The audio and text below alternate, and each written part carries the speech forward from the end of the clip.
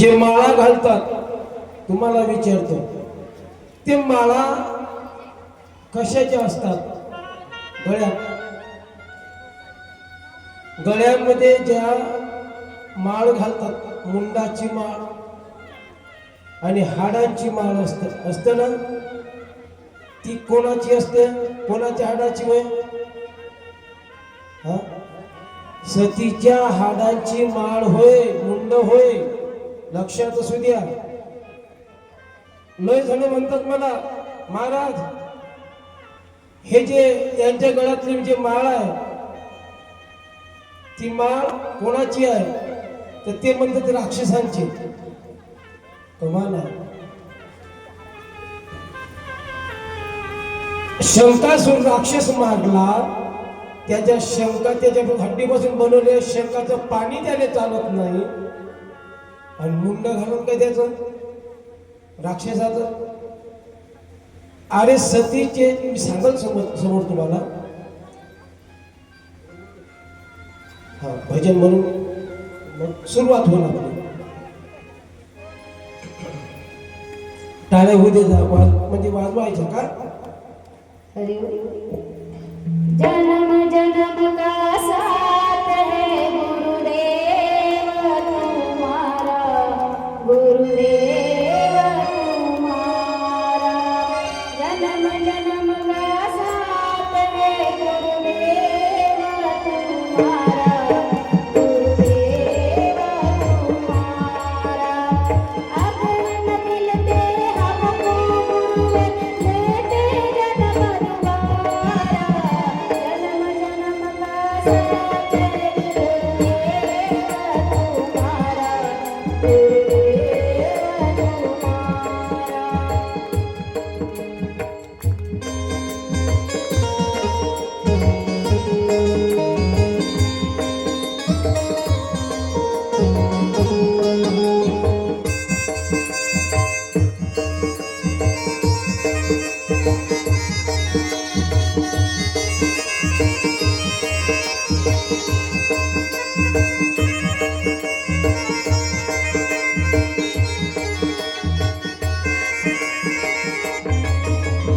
जीवन का आधार है तेरा एक सहारा, अमृत रस देते हैं सद्गुरु नाम तुम्हारा। गुरु जी कृपा कर धन्य है ये संसार हमारा। जन्म जन्म का साथ है गुरुदेव तुम्हारा, गुरुदेव तुम्हारा।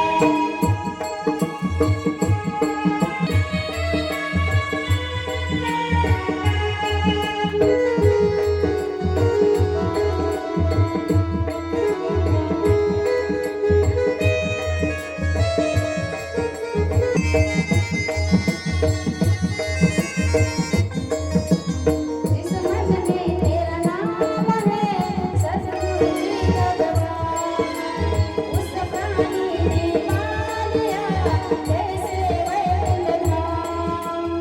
सद्गुरु मेरे रोम रोम में तेरा नाम पुकारा। जन्म जन्म का साथ है गुरुदेव तुम्हारा, गुरुदेव तुम्हारा।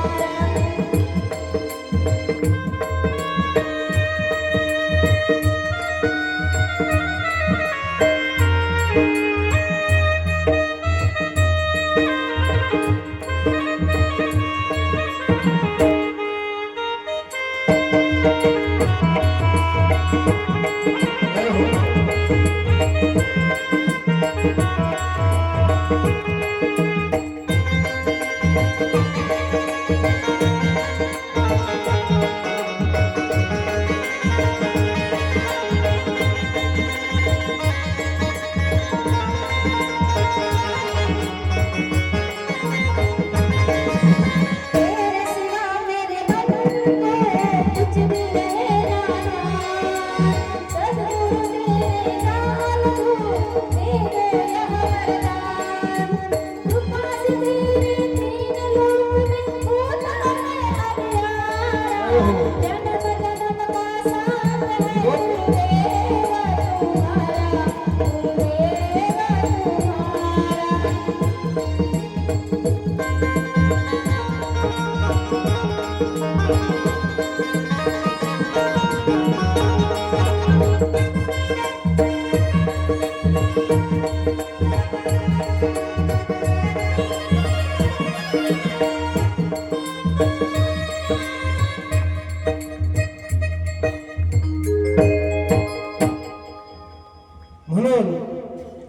हे जी शिवजी माळा घालतात ते सतीचा देह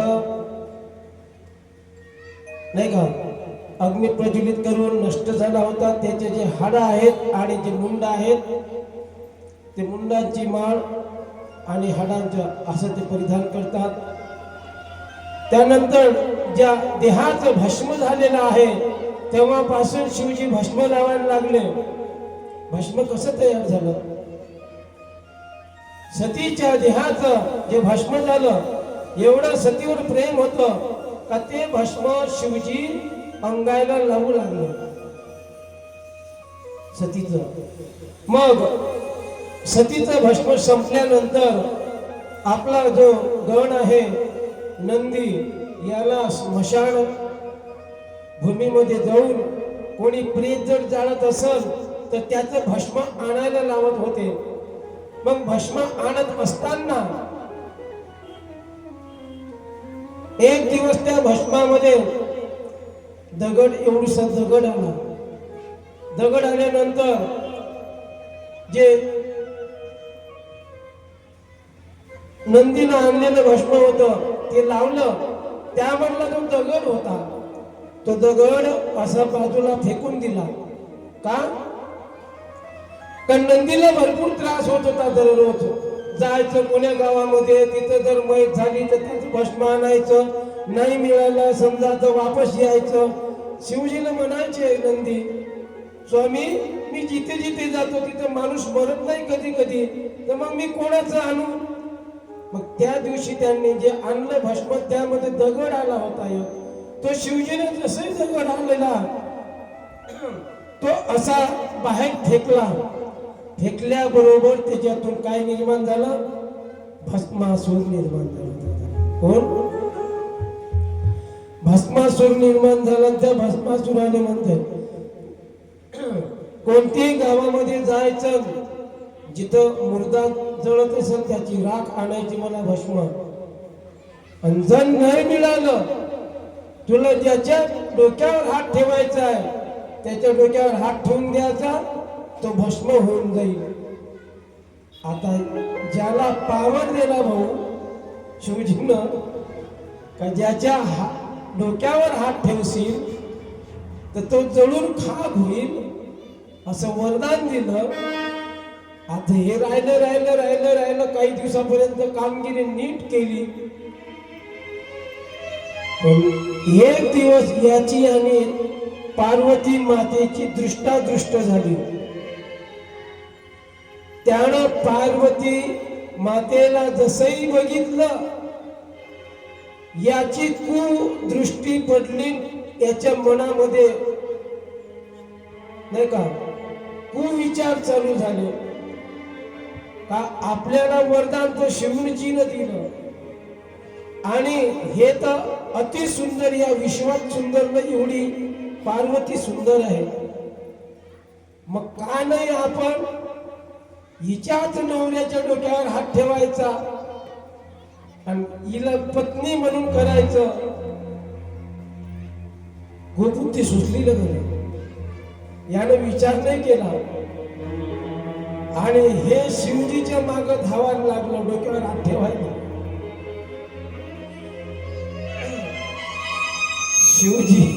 शिवजी लागले दादा पळायला, कारण त्याने वरदान शिवजीच होतं. पडत सुटले, इकडून जाय तिकडून जाय, हा आडवा होय, याच्या डोक्यावर हात ठेवा, शिवजीतून गुप्त होऊन जाय. असं करता करता करता करता विष्णूजीला दिसलं अरे आपलं आराध्य हे आज यांची कष्टामध्ये आहे, आता यांना सहाय्य केलं पाहिजे. म्हणून तेवढ्यामध्ये पार्वतीपेक्षाही काही पटीनं विष्णूजीनं आपलं रूप बदलून नाही का कामिनी रूप धारण केलं. स्त्रीचं आणि त्याच्याजवळ गेलो आणि तो एकदम इकडे पाय इकडे पाय, अरे हे तर त्याच्यापेक्षा सुंदर आहे, अरे हट सोडून दे. हे लागलं हिच्या माग च्या माग लागल्यानंतर मग त्यानं नेलं तिकडे, थोडं दूर नेलं शिवजी पासून. शिवजीने इकडे तर तिकडे घेऊन गेला. बघ म्हणे, मला म्हणे तुझ्या सोबत विवाह करायचा आहे. कोण म्हणतंय? ते शिवजी, आपला विष्णूजीच्या रूपातली कामिनी म्हणतात स्त्री. त्याला पुन्हाच आनंद झाला. अरे वा. तो म्हणायला लागला, बरं ठीक आहे, मग मी काय केलं तर काही नाही, करायचं काहीच नाही म्हणे. फक्त मी जसं जसं नाचेल तसं तसं करेल, तसं तसंच तुला करावं लागल. तर म्हणे एवढीच गोष्ट. मला असं वाटलं म्हणे का कोणाची हत्या करायची आहे का काही, काय करायची जरूरत नाही म्हणे, फक्त एवढंच करते मी सांगतो ते. मग हे लागले नाचायला लागले विष्णू मोहिनी रूपातले. नाचता नाचता नाचता नाचता डोक्यावर हात काही नेत नव्हते ते. याने भुलवलं भुलवलं नाही का, भुलवता भुलवता भुलवता भुलवता भुलवता भुलवता भुलवता भुलवता नेलंच नाही. त्याने विसर करून दिला, पूर्ण विसर करून दिला. मग ते असं तल्लीन झालं त्याच्यामध्ये, असं तल्लीन झालं. कसं तल्लीन झालं? जेव्हा वरात निघते मुलाची तेव्हा लोक चढवतात आणि जेव्हा बँड वाजतंय तर ते नालीमध्ये पडतं तरी तिथेही नाचतं. तर मग ते मला नाचताना येऊन राहिलं, तिथंच नाचतो. तसं हे तल्लीन झालं. असं झालं तर त्यानं बंद केलं तरी हे नाचतच होतं. मग असं करता करता करता नेलं ना डोक्यावर हात. जसंही डोक्यावर हात नेला तसंही तेच भस्म होऊन गेलं. म्हणून मोहिनीच्या संगे, मोहिनीच्या संगे भस्मासूर, मोहिनीच्या संगे भस्मासूर मेला,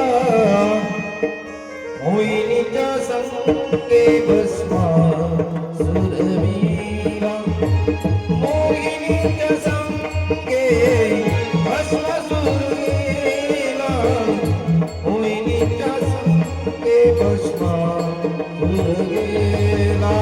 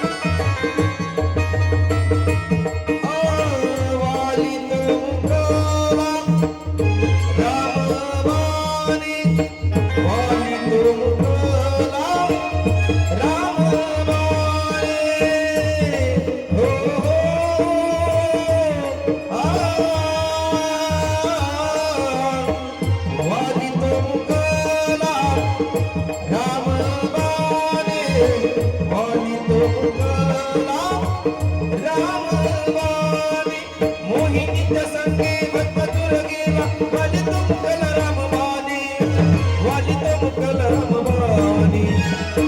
चंद्रा पडली बघ, इंद्र झाला काळा, चंद्रा पडली बघ, इंद्र झाला काळा. नारद चुकला झाला भजनाचा, नारद चुकला झाला भजनाचा.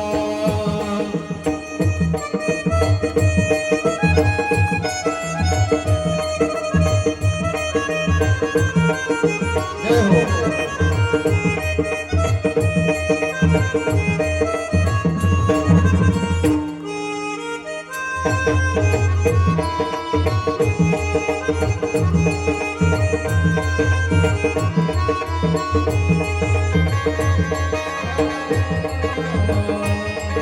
दिया है जान की वतन तेरे लिए, हम जिएंगे और मरेंगे, हम जिएंगे और मरेंगे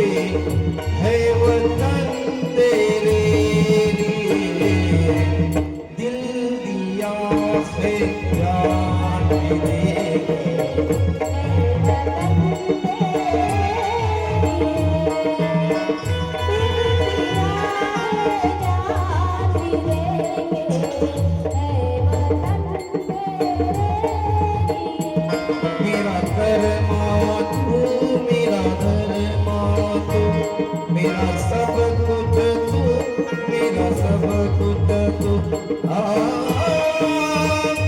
ओ आ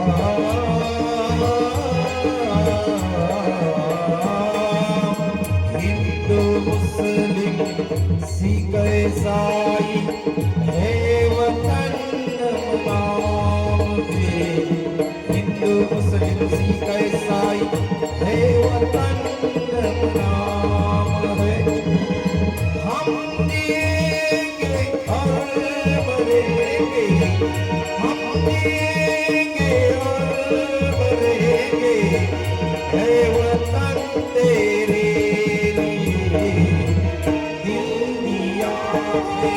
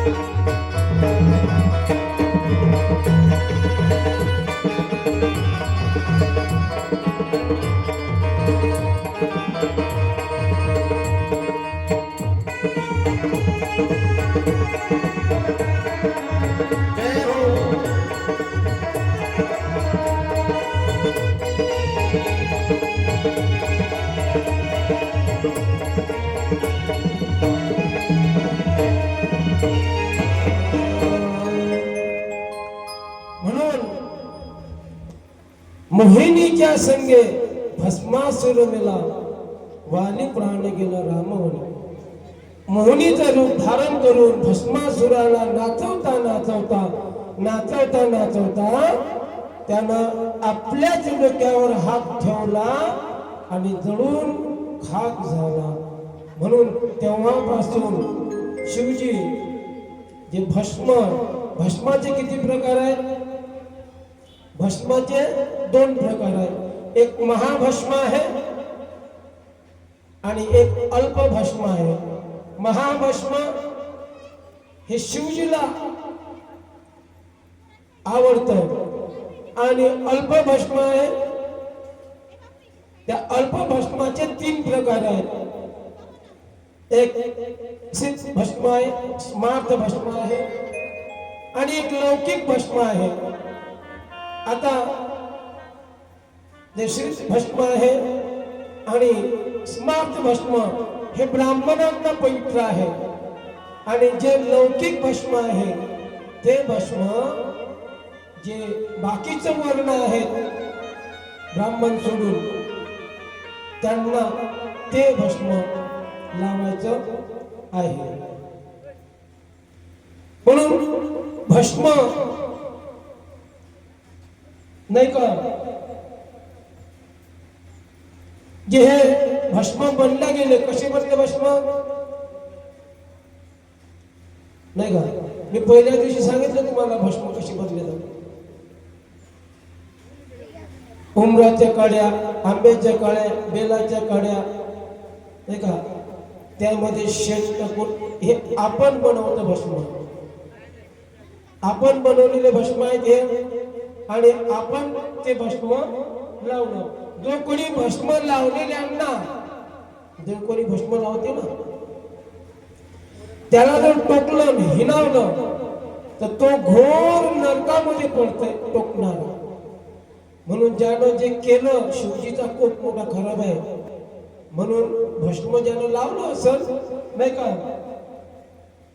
त्याला टोकू नये असं म्हणू नये. हा मोठा शिव झाला असं म्हणू नये. आणि तो दररोज पूजा करतो शिवजीची बिना भस्मानं बिना त्रिपुंड लावल्याशिवाय कोणतीच पूजा शिवजीची करायची नाही. कारण भस्म लावल्यानं त्रिपुंड लावलं पाहिजे आणि शिवजीची पूजा अवश्य केली पाहिजे आणि भस्म लावून वेद पाठ केलं पाहिजे, वेदाचं पठण केलं पाहिजे, नाही का? वेदाचं पठण, कारण जे स्त्रीत भस्म आहे याची निर्मिती वेदापासून झालेली आहे. कशापासून झालेली आहे? वेदापासून झालेली आहे. आणि जे स्मार्त भस्म आहे त्याची, नाही का, निर्मिती पुराणापासून झाली आहे. आणि म्हणून वेद आणि पुराण हे जे दोन भस्म, स्त्रीत भस्म आणि स्मार्त भस्म, हे ब्राह्मणाला पवित्र आहे. बाकीचं जे भस्म बनलं तिसरं, ज्याला लौकिक भस्म म्हणतो, ते भस्म अग्नीपासून तयार झालेलं आहे. म्हणून ते भस्म सर्वसाधारण क्षत्रियापासून तर शूद्रापर्यंत पवित्र आहे. भस्मोटी वृंदमाळा, भस्मोटी वृंदमाळा, भस्मोटी वृंदमाळा, भस्मोटी वृंदमाळा.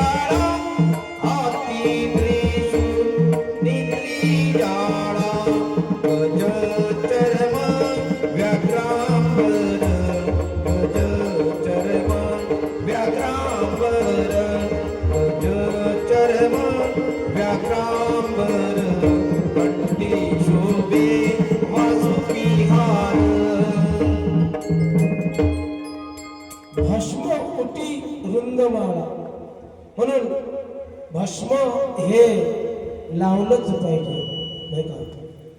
त्यानंतर जे भस्म लावतात, जो कोणी भस्म लावतो अंगाला, त्याला अधिक पवित्र होण्याची गरज नाही, भस्मानच पवित्र होतो. एवढं पवित्र भस्म आहे. कारण ते भस्म शिव परिधान करते आणि जे शिव भक्त आहे ते सुद्धा शिव भक्त हमेशा पूजा पाठ करताना भस्म लावतात आणि त्रिपुंड सुद्धा लावतात. जो व्यक्ती भस्म लावतो आणि त्रिपुंड लावतो, शिवजी त्याची सतत काय करतात? रक्षा करतात. शिवजी त्याची रक्षा करतात. एवढं महत्व त्या शिवभस्माला आहे. आणि काही काही भक्त असतात ना, जो भक्त आहे शिवजीची सतत पूजा अर्चा करतो आणि अभिषेक करतो, जोपर्यंत तो भक्त शिवजीची, नाही का, पूजा होण्याच्या अगोदर भस्म आणि त्रिपुंड लावत नसल, तोपर्यंत त्याला पाणी वर्जित आहे. पाणी वर्जित आहे आणि अन्न पण भक्षण करता येत नाही. जोपर्यंत सच्चा भक्त बरं, नाही तर तुमच्या आमच्यासारखे भरपूर भक्त आहेत शिवजीचे. इकडून लोटा घेतला, तिकडून टाकला पाणी, कुणीकडे जाऊ. रामकृष्ण हरी देवा, तू तुझ्या घरी, मी चालली माझ्या घरी. तसा जो जे शिव असा भक्त असतो, तो भक्त भस्म लावल्या विना, त्रिपुंड लावल्या विना पाणी पित नाही. जेवण काय करणार आहे? असे जे भक्त आहेत आणि जो कोणी भस्माचा त्याग करतो, रॅट कोण लावणार आहे भस्म, असं जो म्हणत त्याग करल तो घोर नरकामध्ये पडतो. एवढं भस्माला महत्व आहे, नाही का? नाही पूर्ण अंगाले, पण कमीत कमी जे बाहुले याले त्याले अंगाले एवढं तर नाही पूर्ण अंगाले. म्हणून तुम्ही आता प्रयागराजला पाहिले काय? पाहिले ना मोबाईल मध्ये, टीव्ही मध्ये जे संत दिसत होते नागा, बघितले ना? तुम्ही होय नाही म्हणत ना, नाही नाही म्हणत. काही औषध खाऊन आले का तुम्ही घरून न बोलण्याच्या?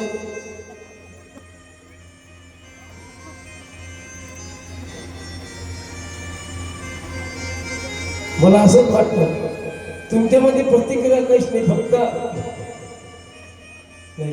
तुम्ही बघितले असतील, आम्ही बघितले, प्रयागराजला जे साधू संत आले होते, जे नागा साधू होते, त्यांच्या नुसतं कपाळालाच नव्हतं, कुठं होतं? बंद शरीराला होतं भस्म. त्याच्यावरचे ते अजबच बाबा होते. काही एका जणाला जे हात असा करून ठेवला, ते नख किती मोठे मोठे झाले. मग त्याचं नाव ठेवलं वर हात वाले बाबा. एक हात 12 वर्षापासून हात असाच आहे त्यांचा. त्याग आहे. काय त्याग आहे? त्याग त्याग आहे. अरे काही काही बाबा तर असे आहेत, डोक्यावर त्यांनी धान्य उगवलं, पाहिलं असेल ना तुम्ही, आणि सतत ते धान्य त्याच्यात पाणी आणि त्याच्या डोक्यावर उगवलेलं.